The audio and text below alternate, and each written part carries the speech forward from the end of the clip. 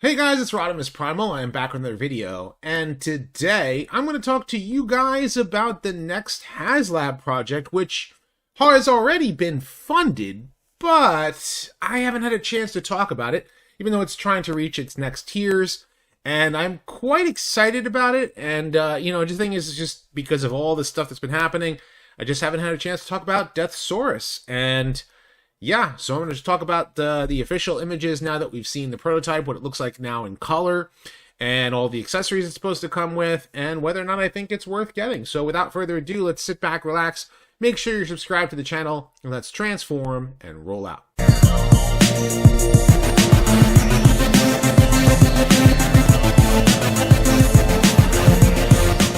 Consider supporting the channel on Patreon, becoming a channel member, or purchase some merch on my spring store today.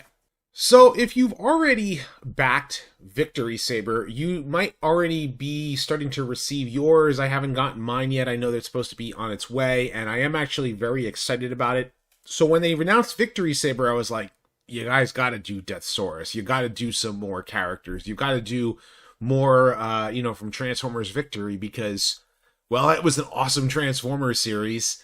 My favorite of the Japanese trilogy specifically, just because the action was awesome, and, it had all the new and original characters, and it was just awesome to see, a new Autobot leader, Starsaber, fighting against the Decepticon forces, led by Deathsaurus, who was Deathsaurus, however you want to pronounce it in Japanese, and it was just awesome. And as of right now, the backing for the Haslab version is currently sitting at 12,800 backers.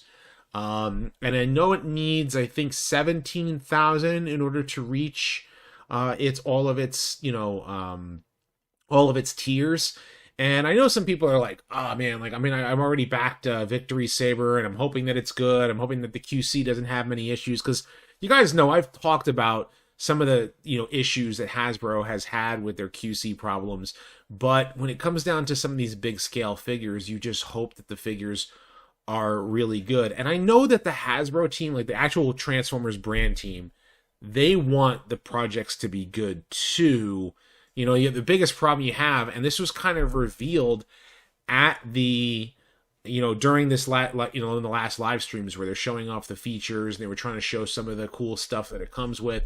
And the fact that it was already backed, they said, like, hey, they read, through forum posts, and I hope they read through my YouTube comments, and they watch my videos too, because at least we would be able to give everybody, honest feedback that could be constructive. You know what I mean? Like, if there's a problems with QC, like, hey, something that needs to be addressed. If it's something with, a character that we'd really like to see be made into a figure, sometimes the upper management folks, they only want like the big names. So they want like Optimus Prime, and they want, Megatron, they want RC, they want, some of those bigger names, Bumblebee.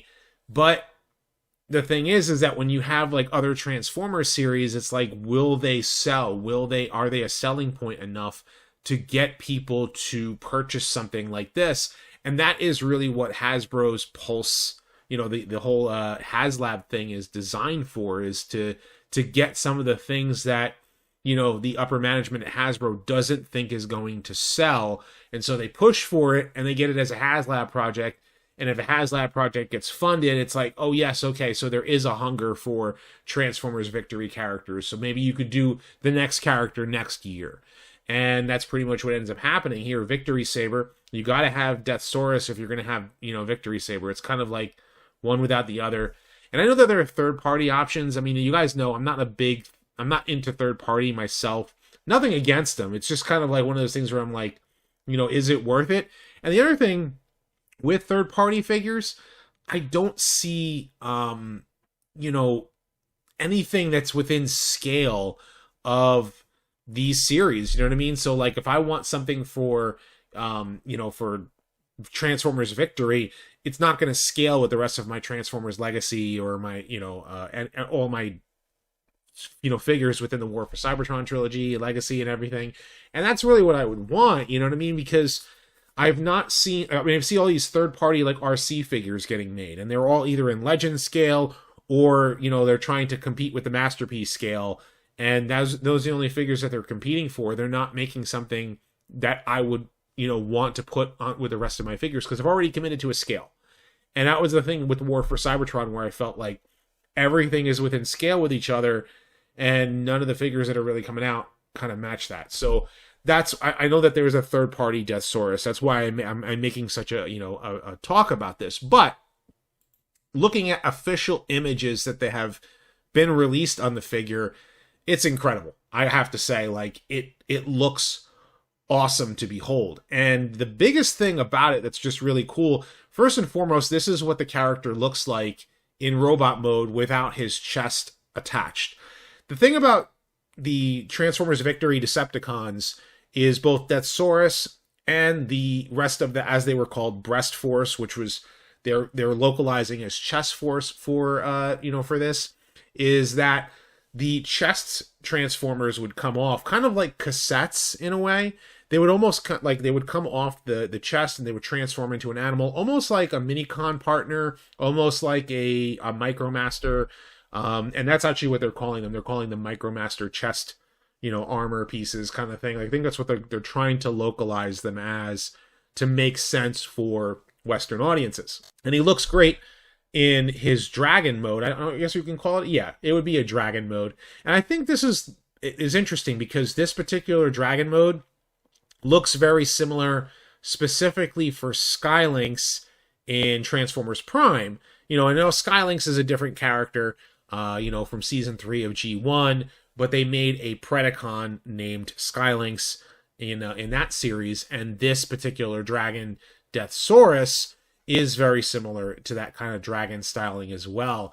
The thing is that because Deathsaurus, it's a tongue twister, is so large, you know, this is going to be a very, very big figure in both modes, and he just looks awesome this way. Of course, the chest pieces that do come off, you have this one little, I think it's a tiger or a lion, and then you have the other one, which is a falcon, and the two of them combine, and they transform into like little pieces here, as you can see, and they combine into his chest, so when they actually attach, they can attach this way, and of course he can have his weapons, which is the mace, and as well as the one chest becomes, and I think they combine into his bow and arrow, and the other one turns into a blaster for him to be able to use, which is cool as well.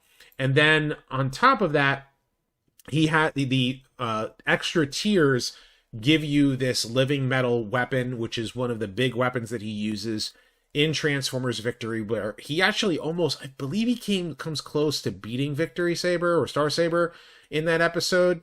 And, you know, and I think that, of course, he tries to use it later, but he ran out of power. If I remember those episodes correctly. I have to go back and watch Transformers Victory again, probably because I want to do a retrospective on one of the characters in the near future, once I get past a few others that I've been like trying to really work. And I know some people are waiting for my next retrospective, and it's kind of like I've got to get to him. But man, he just looks awesome. He comes with the second tier has blast effects as well to go with that.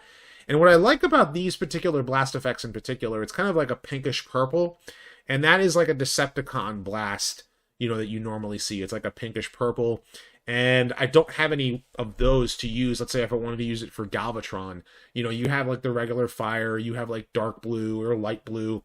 Like, I know it's like just kind of like an added accessory you're probably going to toss into a bin somewhere. But when you're doing displays, like some stuff that you see like behind me when I want to do reviews, you're going to want to see like something cool with, you know, with blast effects, you know, for some things, and you're not going to get that if you don't have those blast effects pieces. But specifically for Deathsaurus, I think it's worth it. But it also comes with a cannon. That's kind of like a big thing too.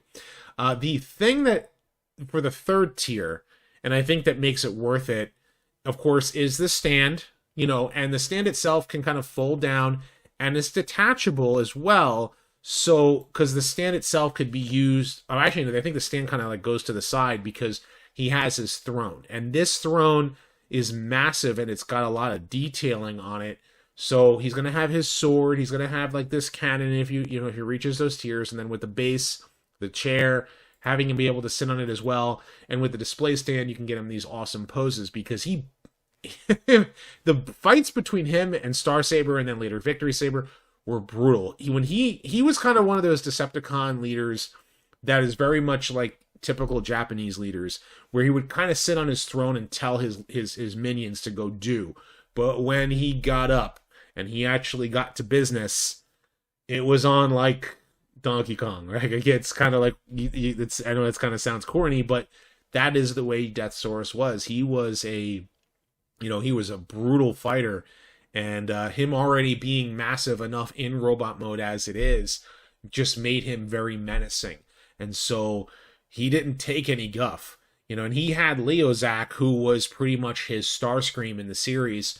So it was kind of worth it in that regard. But man, seeing all of this together, having the Falcon there on the top and having his chest, as you can see, like, just that's how he sat on his throne. Like, he would, tell his troops, no, you go and do what I tell you to do. You go collect energy. And yeah, because the one thing that was cool about Transformers Victory was that it got back to basics, it wasn't like, whereas Transformers Headmasters, everything was about like, using their heads, or with Master Force, it was, now with the power of Master Force, you too can transform. Transformers Victory went back to basics. Decepticons are trying to steal energy. Autobots are trying to stop them. And it's a well worth it, series in my opinion. And I think getting Deathsaurus, especially if you've already backed Starsaber, is worth it. But I want to know what you guys think about, Deathsaurus. Are you excited about him, or are you getting him, or are you going to wait? Or are you kind of like really like hedging your bets, waiting till you get Victory Saber in the mail before you kind of like commit to Deathsaurus? Or are you just kind of like not really interested in the character? Of course, leave your thoughts in the comment section below. Be sure to thumbs up this video and subscribe. I have many more Transformers discussions, retrospectives, news, reviews, and more coming down the pipeline. So stay tuned for all of that. And as always, guys, until next time, till all are one.